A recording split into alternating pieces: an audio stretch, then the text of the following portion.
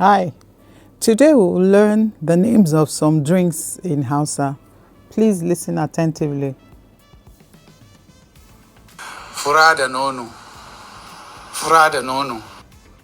Fura da nono is millet balls with milk usually from cows. Kunun gyada. Kunun gyada.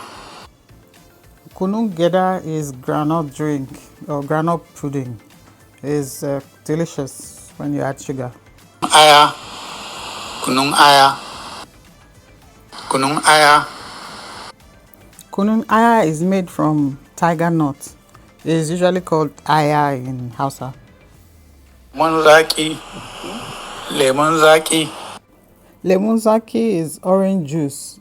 It's usually made from sweet orange. Madara. Madara. Madara is milk. Ruwa. Ruwa. Ruwa. Ruwa is water. We all drink water. Zobo. Zobo. Zobo is a drink made from the yakwa plant, from the fruit of the yakwa plant. Some people call it hibiscus drink. Another drink Grandpa forgot to mention is shayi. Shayi is tea.